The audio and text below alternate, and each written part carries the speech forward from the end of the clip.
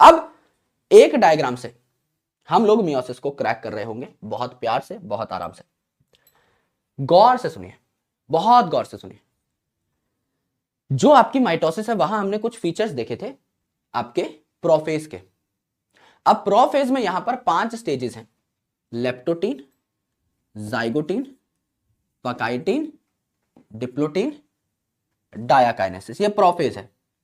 इसके बाद आएगा मेटाफेज, इसके बाद आएगा एनाफेज, इसके बाद आएगा टीलोफेज। करेक्ट? करेक्ट है गुरुदेव, इतनी बात हमें पता है। प्रोफेज में मैंने आपको सिर्फ 3 चीजें बताई थी, कुल मिलाकर 3 चीजें बताई थी माइटोसिस के अंदर। सबसे पहली चीज कि डीएनए कंडेंस होना स्टार्ट हो जाता है एट प्रोफेज, और डीएनए कंडेंस होकर के एक प्रॉपर क्रोमोसोम बना लेता है मेटाफेज में। कंडेंसेशन शुरू हो जाएगी, ठीक ठाक क्रोमोसोम बन जाएगा प्रोफेज में, लेकिन प्रॉपर जिसको आप क्रोमोसोम बोलते हो वो मेटाफेज में बनेगा। तो यहां कंडेंसेशन होती रहेगी, कंडेंसेशन होती रहेगी, यहां प्रॉपर क्रोमोसोम देखने को मिलेगा। कंडेंसेशन होती रहेगी, ठीक ठाक क्रोमोसोम बन जाएगा प्रोफेज के दौरान। मेटाफेज में प्रॉपर आप जिसे क्रोमोसोम बोलते हो वो तैयार होगा। तो पहली चीज ये हुई कि डीएनए कंडेंसेशन कहां होगी? प्रोफेज में होगी। दूसरी इंपॉर्टेंट चीज, जो सेंट्रियोल या सेंट्रोसोम है ये अपोजिट पोल पर जाना स्टार्ट हो जाएंगे, अपोजिट पोल पर जाना स्टार्ट हो जाएंगे प्रोफेज में, अपोजिट पोल पर जाना स्टार्ट हो जाएंगे। अपोजिट पोल पर पहुंचेंगे कब? अपोजिट पोल पर पहुंचेंगे और स्पिंडल फाइबर फेंकेंगे कब? मेटाफेज में, मेटाफेज में। सर ये बात भी करेक्ट है। और तीसरी इंपॉर्टेंट चीज मैंने आपको कही थी, जब प्रोफेज का अंत आ जाता है, when it comes to the end of prophase, उस टाइम पर न्यूक्लियर एनवेलप, न्यूक्लियोलस, ईआरजीसी गायब हो जाते हैं, डिसअपियर हो जाते हैं। ये प्रोफेज है, यहां न्यूक्लियर मेम्ब्रेन देखने को मिल रही है। यहां पर हम इस न्यूक्लियर मेम्ब्रेन के ईआरजीसी के टुकड़े करके इन्हें कोनों में चिपका देंगे, जिससे क्रोमोसोम को आने जाने की, सेपरेट होने की जगह मिले। तो ये आपका एंड ऑफ प्रोफेज है, सबसे लास्ट फेज है प्रोफेज का, दैट इज डायाकाइनेसिस। तो यहां पर आपका न्यूक्लियर एनवेलप, ईआरजीसी सब गायब हो जाएंगे। तो डॉटेड आपको न्यूक्लियर एनवेलप यहां पे देखने को मिला। तो प्रोफेज की ये 3 बातें आपकी एकदम कॉमन रही, बिल्कुल कॉमन रही सर। यानी डीएनए कंडेंसेशन आपका प्रोफेज में होता रहेगा। दूसरा, सेंट्रियोल या सेंट्रोसोम अपोजिट पोल पर जाना स्टार्ट कर चुके हैं, तो वो मूव होते रहेंगे और पहुंच जाएंगे अपोजिट पोल पर, कब? मेटाफेज में। एंड मेरे दोस्त, last but not the least, जब प्रोफेज का एंड आएगा उस टाइम पर न्यूक्लियर एनवेलप, न्यूक्लियोलस, ईआरजीसी ये सब गायब हो रहे होंगे। जो हमने देखा, तीनों चीजें वैलिडेट कर ली। अब अलग से क्या पढ़ें गुरुजी प्रोफेज में? नाम से चीजों को डिकोड करने की कोशिश करते हैं, because it is going to be very easy. बहुत लंबे टाइम तक आपके दिमाग में चीजें छपी रहेंगी। सबसे पहले जो फेज है इसका नाम है लेप्टोटीन। लेप्टोटीन, लेप्टो से क्या याद आ रहा है? लेप्टो से याद आ रहा है लिप्टो। यानी डीएनए के स्ट्रैंड्स जो हैं ये कंडेंस होना स्टार्ट हो जाएंगे, एक दूसरे पे लिपटना स्टार्ट हो जाएंगे। यानी जो हमारा पहला पॉइंट था कि प्रोफेज में डीएनए कंडेंसेशन स्टार्ट होती है, वो यहां पर हो जाएगी, डीएनए कंडेंसेशन स्टार्ट हो जाएगी। यस, एंड लेप्टो में एल का साउंड आ रहा है, इस एक ही फेज में एल का साउंड आता है। देखो, लेप्टोटीन, जाइगोटीन, पकाइटीन, डिप्लोटीन, डायाकाइनेसिस, कोई भी एल से स्टार्ट नहीं हो रहा है, ये हो रहा है। तो यहां डीएनए इतना कंडेंस हो जाता है कि ये लाइट माइक्रोस्कोप के अंदर दिखने लग जाए, दिखने लग जाए। लाइट माइक्रोस्कोप में इतना तो कंडेंस हो गया है कि लाइट माइक्रोस्कोप के अंदर हल्का फुल्का दिखने लग जाए। तो 2 फीचर है इसके, लिप्टो यानी डीएनए लिपटना शुरू हो गया है, डीएनए कंडेंसेशन शुरू हो गई है। एंड मेरे दोस्त, इतना ये कंडेंस हो चुका है ठीक ठीक लेप्टोटीन के दौरान कि लाइट माइक्रोस्कोप में ये दिखना स्टार्ट हो जाए, और सेंट्रियोल्स अपोजिट पोल की तरफ मूव करना स्टार्ट कर चुके हैं। मेटाफेज में अपोजिट पोल पर पहुंचेंगे, धीरे धीरे पोल की तरफ बढ़ते रहेंगे। क्या लेप्टोटीन में किसी को कोई दिक्कत हो सकती है? नहीं सर, क्योंकि नाम से ही ब्रेक कर लिया। लेप्टोटीन यानी डीएनए के स्टैंड लिप्टो, लिपटना शुरू हो गए हैं, यानी कंडेंसेशन स्टार्ट हो गई है। सेंट्रियोल अपोजिट पोल पे जाना स्टार्ट हो गए हैं। एंड मेरे दोस्त, डीएनए इतना लिपट चुका है, इतना कंडेंस हो चुका है कि एल फॉर लेप्टोटीन में, एल फॉर लाइट माइक्रोस्कोप के अंदर आपको ये होता हुआ कार्यक्रम दिख जाए। करेक्ट गुरुजी, बात खत्म हो गई, समझ में आ गया, बहुत शानदार। लेप्टोटीन के बाद यहां पर देखिए, ये आपके क्रोमोसोम देखने को मिले, ठीक ठाक लाइट माइक्रोस्कोप के अंदर दिख रहे हैं, ठीक ठाक कंडेंसेशन हो चुके हैं। अब जब ये आते हैं जाइगोटीन में, तो जाइगोटीन में जेड अल्फाबेट है, जेड की मिरर इमेज बना दो, जेड की मिरर इमेज, जेड ऐसा है, मिरर इमेज बना दो इसकी, एस बनेगा। तो एस से एक चीज स्टार्ट होती है, साइनेप्सिस या साइनेप्टोनीमल कॉम्प्लेक्स। साइनेप्सिस यानी 2 चीजों का मिलन हो जाना, जुड़ जाना। तो ये जो आपके क्रोमोसोम थे यहां पर जो ठीक ठाक बने हुए थे, इनको मैं साथ में जोड़ देता हूं प्रोटीन से। प्रोटीन नाम की गोंद है, इससे मैंने इसको चिपका दिया। तो यहां पर आपका प्रोटीनेशियस साइनेप्टोनीमल कॉम्प्लेक्स बन गया या साइनेप्स बन गया। तो एस फॉर साइनेप्स कहां बनता है? जेड फॉर जाइगोटीन में बनता है। तो यहां साइनेप्सिस हो गई या साइनेप्टोनिमल कॉम्प्लेक्स बन गया। ये होमोलोगस क्रोमोसोम साथ साथ आ गए, पेयर बन गया इन होमोलोगस क्रोमोसोम का। तो इस स्ट्रक्चर को हम लोग क्या कहते हैं, बाइवेलेंट कहते हैं। बाय मतलब दो, यानी दो क्रोमोसोम पूरे पूरे साथ जुड़ चुके हैं, तो इसे बाइवेलेंट कहा या इसे कहा टेट्राड। टेट्राड, टेट्राड यानी चार, तो चार यहां पर क्या बनेंगी, क्रोमेटिड बनेंगी।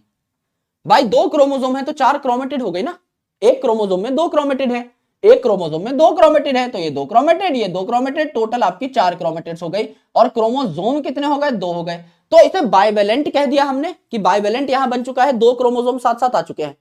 तो दो क्रोमोसोम साथ साथ आए तो बाइवेलेंट, और चार क्रोमेटिड साथ साथ आ गए हैं तो टेट्राड, तो इसे बाइवेलेंट या टेट्राड कहा। यानी साइनेप्टोनिमल कॉम्प्लेक्स यहां पर बन गया, दो होमोलोगस क्रोमोसोम साथ साथ आ गए। अब मेरे भाई ये साथ साथ आ गए हैं, तो इनके जो नॉन सिस्टर क्रोमेटिड्स हैं ये आपस में क्रॉसिंग ओवर करने लगेंगी। तो मेरे भाई अगला आता है फेज आपका पकाइटिन, सी अल्फाबेट यहां पर आ रहा है, तो यहां क्रॉसिंग ओवर या रिकॉम्बिनेशन होती है, क्रॉसिंग ओवर या रिकॉम्बिनेशन यहां पर होती है। यानी ये जो आपकी आर्म्स हैं non sister chromatids of homologous chromosome, ये आपस में क्रॉस कर जाएंगी, तो टेट्राड ज्यादा क्लियर दिखाई देगा। यानी कोई आपसे पूछ ले कि टेट्राड बना कहां या बाइवेलेंट बना कहां, सर जाइगोटीन में बना। लेकिन ये एक दूसरे के ऊपर जब चढ़ गए तो और अच्छे से दिखाई देने लगे कि एक दूसरे से इनकी इंटरेक्शन बहुत अच्छी है। तो क्लियरली विजिबल कहां हुआ, मोर विजिबल कहां हुआ, पकाइटिन में, यानी नेक्स्ट स्टेज में। और यहां पर रिकॉम्बिनेशन एंड क्रॉसिंग ओवर होती है, तो इस फेज में थोड़ा सा टाइम भी लगता है, रिकॉम्बिनेशन नोड्यूल भी बनता है, यानी जहां पर आपकी ये आर्म्स एक दूसरे के ऊपर चढ़ रही होंगी वहां पर रिकॉम्बिनेशन होगी। ये जो इलाका है जहां पर ये दोनों आर्म्स एक दूसरे को छू रही हैं, इसे रिकॉम्बिनेशन साइट कहते हैं, रिकॉम्बिनेशन नोड्यूल कहते हैं। ठीक है, जहां पर मेरे हाथ एग्जैक्टली क्रॉस कर रहे हैं। तो एक एंजाइम आता है रिकॉम्बिनेज। रिकॉम्बिनेज क्या करता है, यहां के टुकड़े को काटता है तो इसके पास कटिंग एबिलिटी भी होती है, यहां के टुकड़े को काटता है, यहां चिपकाता है तो ग्लू एबिलिटी भी होती है। यहां के टुकड़े को काटता है, यहां चिपकाता है, तो इसके पास कटिंग और ग्लूइंग, कटिंग और ग्लूइंग दोनों एबिलिटी होती है। तो ये होता है आपका रिकॉम्बिनेज। ठीक है, तो रिकॉम्बिनेशन में या क्रॉसिंग ओवर में रिकॉम्बिनेज एंजाइम लगता है। टेट्राड यहां और प्यारे तरीके से दिखता है, और साइनेप्टोनिमल कॉम्प्लेक्स अभी भी बरकरार है, ये जो प्रोटीन था ये अभी भी बरकरार है। ठीक है, इसके बाद आता है आपका डिप्लोटीन। डिप्लोटीन में क्या हुआ, ये आपका as it is crossing over वाली साइड जो थी एज इट इज रही, एक्स शेप स्ट्रक्चर यहां बना हुआ है, इसे कह दिया हमने कियाज्माटा, एक्स शेप कियाज्माटा कह दिया, कि जहां पर रिकॉम्बिनेशन हुई थी एज इट इज है साइट, लेकिन साइनेप्टोनिमल कॉम्प्लेक्स टूट गया है, जो बीच का प्रोटीन था ये आपका टूट गया है, साइनेप्टोनिमल कॉम्प्लेक्स आपका टूट गया है। सिर्फ जहां क्रॉसिंग ओवर हुई थी एक्स शेप स्ट्रक्चर, सिर्फ ये आपका बचा हुआ है, साइनेप्टोनिमल कॉम्प्लेक्स टूट गया। और अगले फेज में क्या होता है भाई, ये दोनों क्रोमोसोम अलग अलग हो जाएंगे। अब ये आपका कियाज्माटा जो है ये भी आपका अलग हो गया, टर्मिनलाइजेशन हो गई कियाज्माटा की। ये जो आपका एक्स शेप स्ट्रक्चर है ये भी टूट गया, तो ऑरेंज वाले पे थोड़ा सा पीला वाला पार्ट आ गया, पीले वाले पे थोड़ा ऑरेंज वाला पार्ट आ गया। तो at the end of prophase nucleolus ERGC nuclear envelope ये गायब हो जाएंगे। This is your complete prophase. याद कैसे करें गुरुजी, सिंपल डांस है। लेप्टोटीन यानी डीएनए जो है लिपटना स्टार्ट हुआ, यानी कंडेंस होना स्टार्ट हुआ, इतना कंडेंस हो गया कि लाइट माइक्रोस्कोप में दिखना विजिबल हो गया, है ना। और सेंट्रियोल्स अपोजिट पोल पे जाना स्टार्ट हुआ, यानी डीएनए लिपटना स्टार्ट हुआ, कंडेंसेशन स्टार्ट हुई कहां, लेप्टोटीन में। जाइगोटीन यानी दो होमोलोगस क्रोमोसोम अब पास पास आ गए, जाइगोटीन इनको बीच में से चिपका रखा है किसने, आपके प्रोटीन ने, तो साइनेप्टोनिमल कॉम्प्लेक्स बन गया। अगला पकाइटिन यानी क्रॉसिंग ओवर हो गई, साइनेप्टोनिमल कॉम्प्लेक्स अभी भी बना हुआ है। अगला डिप्लोटीन, साइनेप्टोनिमल कॉम्प्लेक्स टूट गया, एक्स शेप कियाज्माटा बना हुआ है बस। और अगले फेज में डायाकाइनेसिस में कियाज्माटा भी टूट गया, यानी leptotene, zygotene, pachytene, diplotene and डायाकाइनेसिस।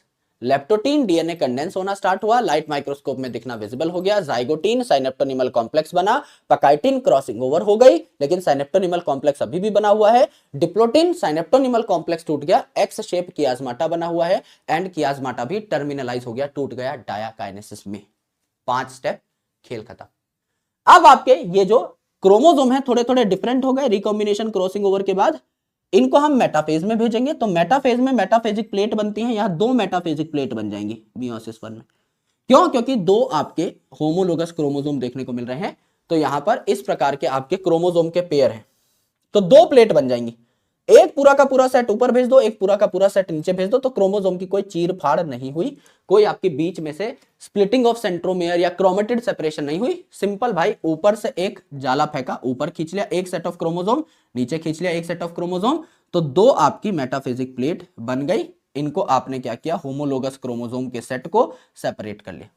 एक क्रोमोसोम नंबर 1 ऊपर एक नीचे, एक क्रोमोसोम नंबर 2 ऊपर एक नीचे, यानी जो भी आपके पेयर थे होमोलोगस क्रोमोसोम के उनको हमने सेपरेट कर लिया।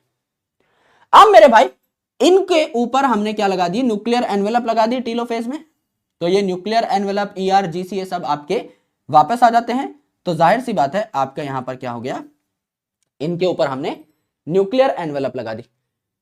इनको पूरा हमने खोला नहीं है, दोबारा डीकंडेंस नहीं किया। क्यों? क्योंकि आगे इनको मियोसिस 2 में जाना है, तो दोबारा से इनको भाई शादी ब्याह के बाद अब बर्थडे पार्टी में भी जाना है, तो दोबारा से हम इनको डीकंडेंस नहीं कर रहे हैं, ठीक है।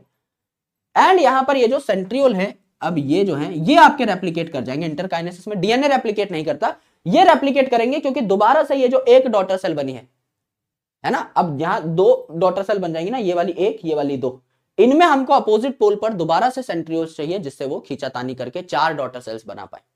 मियोसिस 2 भी करनी है, तो इसकी मुझे कॉपी करनी है। तो इंटरकाइनेसिस में ये सेंट्रियोल जरूर आपके क्या होते हैं, ये सेंट्रियोल सेंट्रोसोम क्या होते हैं, जरूर रेप्लिकेट करते हैं, ये जरूर रेप्लिकेट करें। तो टीलोफेज 1 में क्या हुआ, आपकी यहां पर दो जो है सेल्स बन जाएंगी, इसके बाद साइटोकाइनेसिस हो जाएगी, तो 2 डॉटर सेल बन जाएंगी जिनमें इस प्रकार के क्रोमोसोम चले जाएंगे।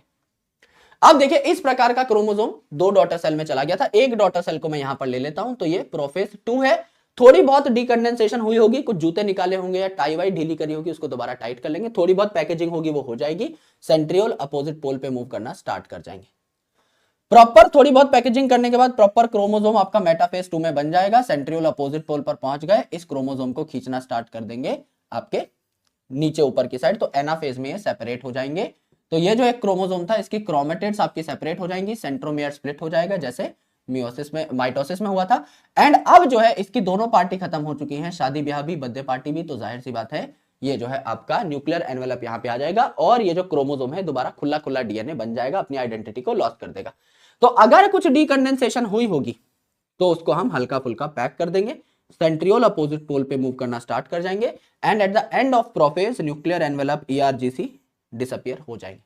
यहां पर माइटोसिस की तरह एक ही मेटाफेजिक प्लेट बनेगी, एक ही आपके पास सेट ऑफ क्रोमोसोम है, तो एक ही मेटाफेजिक प्लेट बनेगी, उसमें चीरफाड़ होकर क्रोमेटिड्स को हम लोग ऊपर नीचे भेज देंगे, तो सिस्टर क्रोमेटिड सेपरेट होंगे, सेंट्रोमियर स्प्लिट होगा, जस्ट लाइक आपका माइटोसिस।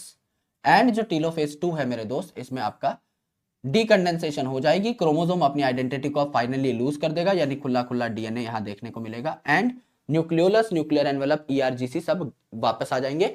अब इस एक डॉटर सेल को मैं 2 सेल्स में कन्वर्ट कर दूंगा, है ना, इसको